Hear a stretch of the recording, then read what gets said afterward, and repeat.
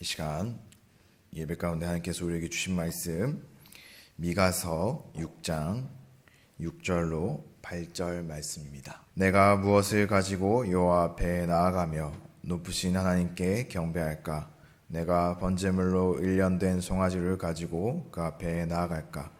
여호와께서 천천의 순양이나 만만의 강물 기름을 기뻐하실까?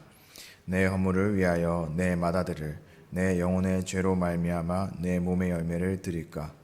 사람아, 주께서 선한 것이 무엇임을 내게 보이셨나니 여호와께서 내게 구하시는 것은 오직 정의를 행하며 인자를 사랑하며 겸손하게 내 하나님과 함께 행하는 것이 아니냐.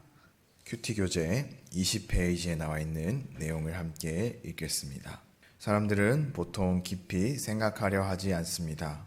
그래서 내가 누구인지 보다는 내가 무엇을 하는지를 묻고 또 왜 보다는 어떻게 더 관심을 가집니다.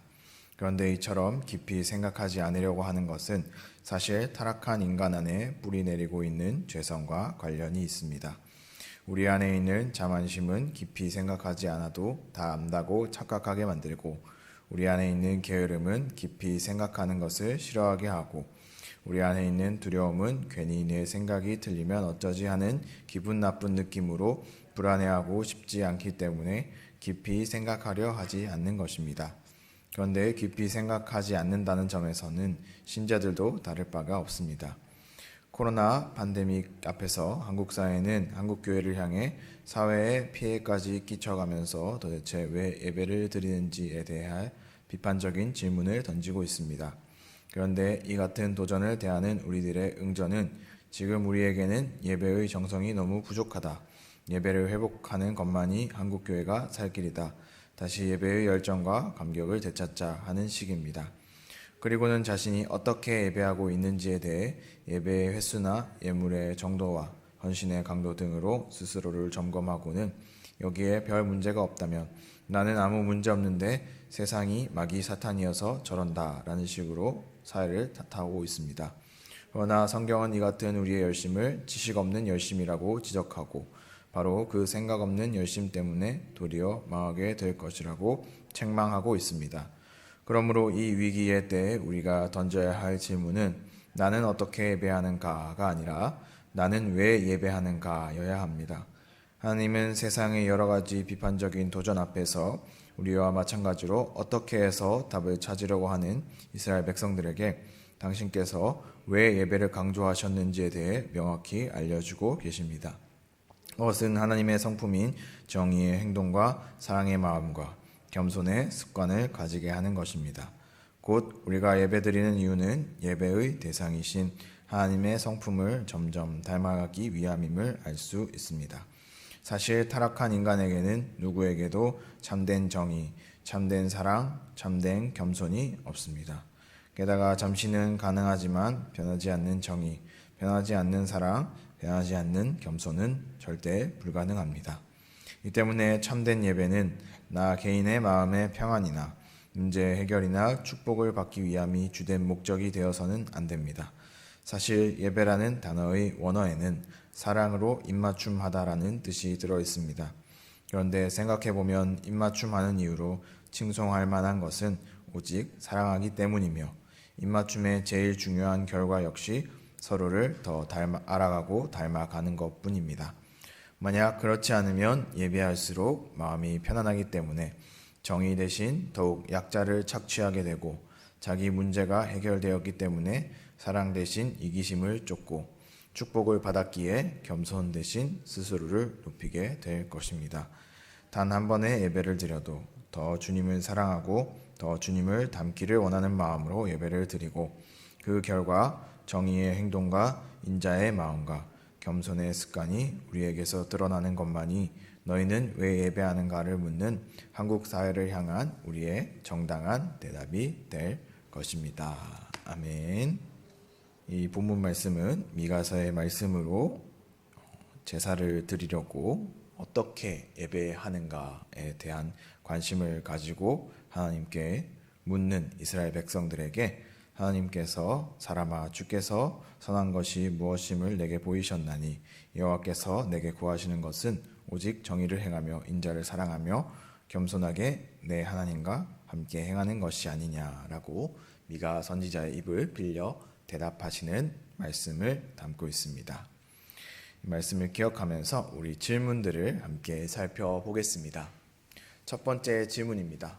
나에게 본질보다 행동을 묻고 왜보다 어떻게에 관심을 기울이는 모습은 어떤 것이 있습니까? 오늘 우리가 읽은 교재의 내용처럼 왜를 묻는 행위는 깊은 생각을 시작하는 행위입니다.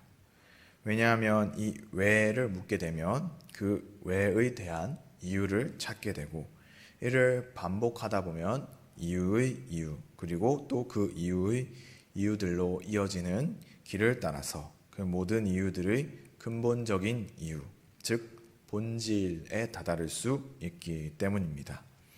이와 같이 왜를 묻고 본질을 찾아가는 것은 분별함의 가장 큰 기준이 됩니다. 본질을 보고서야 그것의 실체를 우리가 분별할 수 있기 때문입니다. 어떤 일이나 행위, 존재를 분별하는 데 있어서 겉으로 보이는 것만으로는 한계가 있는 것이죠. 그렇기에 왜라는 질문을 반복함으로써 본질을 찾을 때야 우리는 비로소 우리가 분별하려는 것의 진짜 모습에 다가갈 수 있고 이를 진정으로 깨닫고 알아볼 수 있습니다. 그러므로 우리가 진리를 분별하기 위해서는 반드시 이 왜를 묻는 과정이 필요하다고 하겠습니다. 한편 어떻게라는 질문은 방법을 묻는 질문입니다. 왜처럼 이유와 본질을 찾는 질문이 아니라 방법, 어떻게 하는 방법을 묻는 질문인 것이죠. 물론 이 어떻게라는 질문 자체가 잘못된 것은 아닙니다. 이 질문 또한 우리에게 많은 것을 생각하게 하고 우리가 우리에게 맡겨진 일을 감당하기 위해서는 꼭 해야 할 필요한 질문입니다. 하지만 이 어떻게라는 질문은 본질을 분별하는 질문은 아닙니다. 앞서 살펴본 왜라는 질문이 이유를 쫓아감으로써 그 모든 것의 근본, 그러니까 즉 뿌리를 캐 나가는 질문이라면 이 어떻게라는 질문은 뿌리를 캐 나가기보다는 뿌리 위에 연결되는 줄기를 이어나가기 위한 질문입니다. 그렇기에 우리가 어떻게에만 관심을 가지게 된다면 줄기를 풍성하게 자라는 방법은 구할 수 있지만 그 뿌리가 어떤 뿌리인지는 알 수 없게 되는 것이지요. 비유하자면 열심히 줄기를 자라게 길렀지만 그 뿌리가 도라지인지 인삼인지는 분별할 수 없는 상황을 맞게 된다는 것입니다. 그러므로 우리에게 어떠한 문제가 생겼을 때에는 이 왜와 어떻게를 모두 적절하게 질문해 볼 필요가 있습니다. 뿌리부터 줄기까지 이상이 없는지를 살펴보아야 적절한 또 우리에게 필요한 열매를 맺을 수 있기 때문입니다.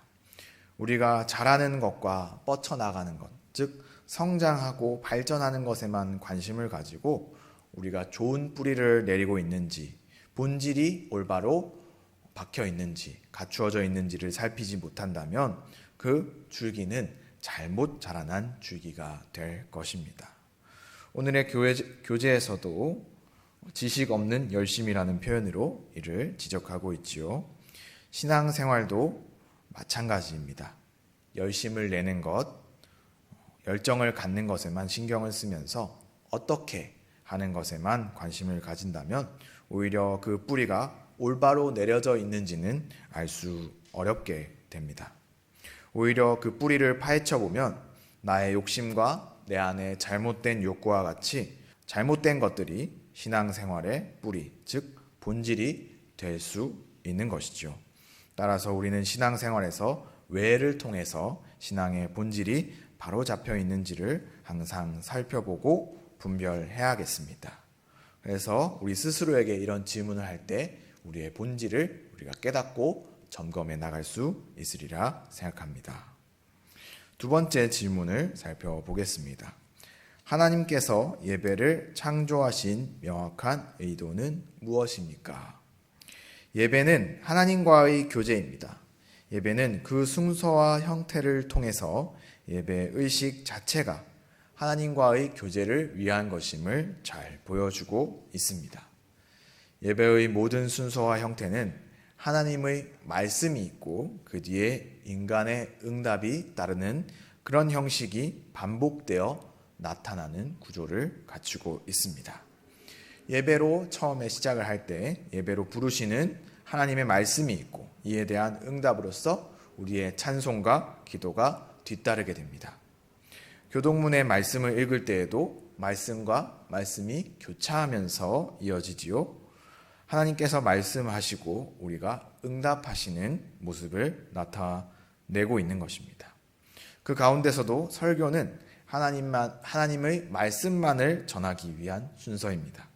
설교자는 하나님의 말씀을 받들어 모든 예배자들에게 선포하며 모든 예배자들은 아멘으로 그 설교 말씀에 화답하는 것이지요.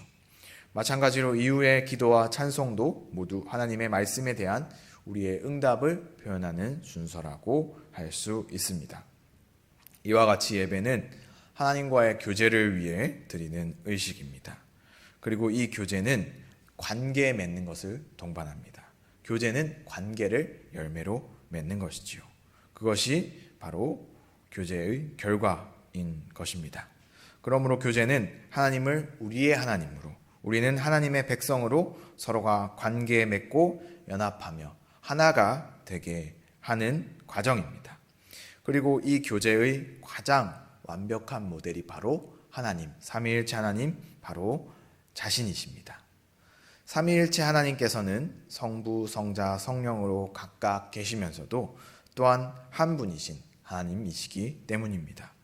우리는 삼위일체 하나님 속에서 성부와 성자와 성령이 나누는 그리고 교제하며 연합하는 하나의 관계를 깨닫고 볼 수가 있습니다. 본을 받을 수 있는 것이죠.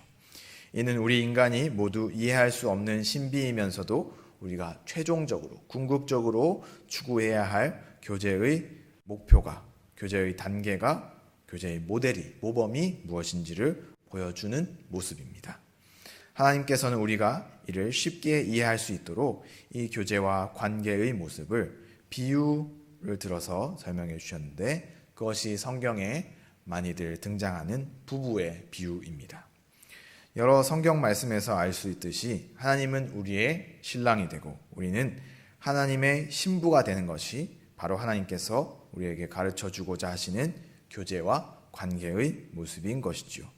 그리고 이 교제와 관계 속에서 부부가 사랑함으로써 서로를 닮아가듯 우리가 교제하고 관계 맺는 하나님과 닮아갈 수 있습니다.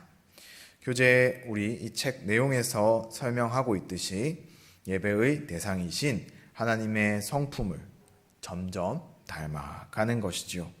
그러므로 우리는 예배를 통해 하나님과 교제함으로써 하나님을 닮아가야 하겠습니다. 바로 이것이 하나님께서 우리에게 예배를 주신 이유이자 하나님께서 예배라는 의식을 창조하신 의도이기 때문입니다. 우리 세 번째 질문입니다.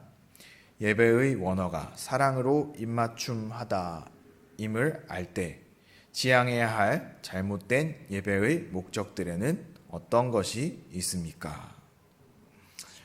예배가 하나님과의 교제를 나타내기 위한 의식이듯이 예배라는 단어의 원래 의미는 우리 읽은 내용에서도 알 수 있듯이 사랑으로 입맞춤하다입니다. 이는 삼위일체 하나님의 사랑의 관계와 성경에서 말하는 신랑된 예수님 그리고 신부된 우리 성도들의 교제를 잘 표현해주고 있는 단어입니다. 이 단어가 가진 의미의 핵심에는 예배 우리가 드리고 있는 의식과 동일하게 사랑의 관계와 교제가 존재합니다. 그렇기에 우리의 예배 목적은 마찬가지로 사랑의 관계와 교제가 되어야 하겠습니다. 이 사랑의 관계와 교제는 결국 성경 말씀을 따라 이루어지게 됩니다. 마가복음 12장 30에서 31절 말씀 우리 제가 읽어드리겠습니다. 마가복음 12장 30에서 31절. 내 마음을 다하고 목숨을 다하고 뜻을 다하고 힘을 다하여 주 너의 하나님을 사랑하라 하신 것이요. 둘째는 이것이니 내 이웃을 내 자신과 같이 사랑하라 하신 것이라. 이보다 더 큰 계명이 없느니라. 다시 말해 하나님을 사랑하고 이웃을 사랑하는 것이 우리가 드리는 예배가 취해야 할 방향이자 우리가 드리는 예배의 올바른 목적이라는 것이지요. 그러므로 우리의 예배는 하나님을 사랑하지 못하는 모든 세속주의적인 문화와 전통, 그리고 인간 중심적인 가치관과 판단을 지향해야 하겠습니다. 지향한다는 것은 그것을 향하지 않고 멈추어야 한다는 것이지요. 마치 물건을 사듯이 우리가 내어준 만큼 받으려고 하는 어떤 자본주의적이고 소비주의적인 생활 방식을 또한 우리가 경계해야 하겠습니다. 인간을 사랑하지 못하는 모든 차별적이고 비인간적인 행동과 생각, 말들을 멈추어야 하겠습니다. 하나님 앞에 우리는 모두 형제이고 자매이기 때문입니다. 모두가 존중과 배려 그리고 하나님의 사랑과 은혜를 누려야 하는 하나님의 형상인 것이지요. 이를 기억하며 올바른 예배의 목적을 따라서 하나님과 깊은 교제 속에 그 성품과 인격을 닮아가는 우리 모든 성도님들 되시기를 주님의 이름으로 소망합니다. 함께 기도하겠습니다. 사랑이 많으신 하나님 아버지, 이 시간 저희들에게 또 주님의 마음을 부어주셔서 이 예배 자리 가운데 나오게 하심 감사를 드립니다. 또 어떻게 다른 방법으로 여러 가지 방법으로 또 주님의 말씀을 듣고 주님의 말씀을 계속해서 기억하며 사모하게 하심 감사를 드립니다. 주님 아버지, 여러 가지 어려운 상황 가운데 계속해서 주님을 바라봅니다. 주님을 의지하며 나아갈 때 주님께서 합당한 은혜와 또 풍성한 열매를 맺을 수 있는 능력을 부어주셔서 저희들이 항상 주님의 뜻대로 살아가면서 주님의 빛과 소금 되어 주님의 사명을 복음을 증거하는 그리스도인이 될 수 있도록 그 역할을 잘 감당할 수 있도록 주여 인도하시고 함께하여 주시옵소서. 교회적으로 여러 가지 또 기도에 힘을 쓰고 있는 기간입니다.